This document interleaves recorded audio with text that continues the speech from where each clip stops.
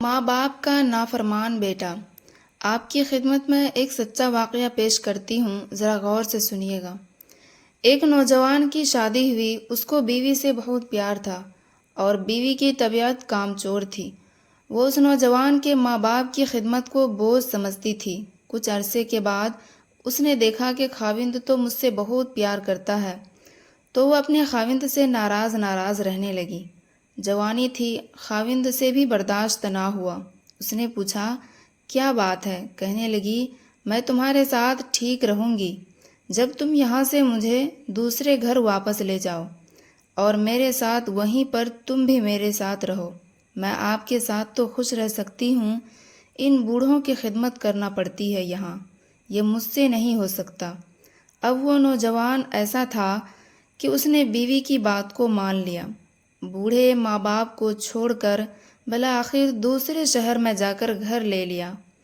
ماں باپ نے بہت سمجھایا کہ بیٹا، تیرے سوا ہمارا کوئی نہیں، مگر بچے کے کان میں جو بھی نہ رینگی۔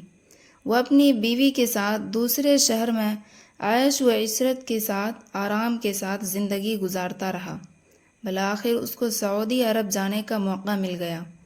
جاب اچھی تھی، یہ وہاں چلا گیا، پیسے زیادہ آ گئے، بیوی کو شاندار مکان بنا کر دے دیا۔ سارا خرچہ بیوی کے لیے بھیجتا، اپنے ماں باپ سے اس نے کوئی رابطہ نہ رکھا۔ بیوی کہتی تھی، اگر ان سے رابطہ کرو گے تو میں رابطہ توڑ لوں گی۔ محبت کے ہاتھوں مجبور ہو کر اس نے یہ کرتوت کیا کہ اپنے بوڑھے ماں باپ سے رابطہ کرنا بھی بند کر دیا۔ کچھ سال گزر گئے، ایک مرتبہ یہ طواف کر رہا ہے۔ ایک بزرگ بھی طواف کر رہے تھے۔ طواف کے بعد ان بزرگوں کے پاس آیا، کہنے لگا، میں جب سے آیا ہوں 12 سال میں نے 12 حج کیے، سینکڑوں عمرے کیے، لیکن میرے دل پر کوئی تالا لگا ہوا ہے، میرے دل پر ظلم ہے، نہ عبادت کو جی چاہتا ہے نہ کسی اور کام کو، معلوم نہیں میں کیوں ایسا ہوں۔ یہ بزرگوں نے پوچھا کہ تو نے کسی کے دل کو تو نہیں دکھایا؟ تب اس کو ماں باپ کی یاد آئی، کہنے لگا، ہاں، میں بوڑھے ماں باپ کو چھوڑ کر آیا ہوں، اور میں سمجھا کہ میرے حجوں اور عمروں سے وہ سارا گناہ دھل جائے گا۔ انہوں نے فرمایا کہ حج کرنے کی مزید ضرورت نہیں، جاؤ اور اپنے ماں باپ سے پہلے معافی مانگو۔ چنانچہ ٹکٹ بنوا کر یہ اپنے ملک واپس آیا، اپنے ماں باپ کے گاؤں میں گیا۔ 12 سال گزر چکے تھے، کچھ پتہ نہیں تھا کہ اس کے ماں باپ کے ساتھ کیا گزری، کیا بیتی ہوگی ان کے ماں باپ کے ساتھ۔ اس بستی کے کنارے پر ایک آدمی ملا، اس نے ڈرتے ڈرتے ماں باپ کے بارے میں پوچھا۔ اس نے ان کو نہ پہچانا اور یہ بتایا کہ ان کا ایک جوان بیٹا تھا جو ان کو چھوڑ کر بیوی کے لیے چلا گیا۔ وہ میاں بیوی بوڑھے تھے، بہت تنگی کی زندگی انہوں نے گزاری۔ بالآخر ایک وقت ایسا آیا کہ خاوند بھی فوت ہو گیا، اب ماں اکیلی رہ گئی۔ وہ بیچاری گھر میں اکیلی، پڑوسیوں نے ترس کھایا تو انہوں نے روٹی بھیج دی، نہ بھیجی تو اس نے اللہ کا شکر ادا کر لیا، صبر کر لیا۔ پھر اس عورت کو فالج ہو گیا۔ اب سنا ہے کہ چند دنوں سے اس کی آنکھوں کی بینائی چلی گئی ہے، بڑھاپے کی وجہ سے نابینا ہو چکی ہے، فالج زدہ ہے۔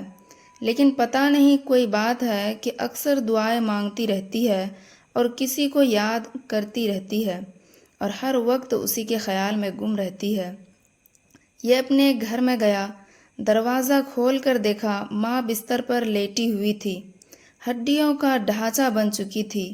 سوچ رہا تھا، میں نے ماں کو اتنا ستایا، یہ مجھے کہے گی، دفع ہو جاؤ، میں تمہیں کبھی معاف نہیں کر سکتی۔ لیکن جب اس کے پاؤں کی آہٹ ماں نے سنی تو پوچھنے لگی، کون ہے؟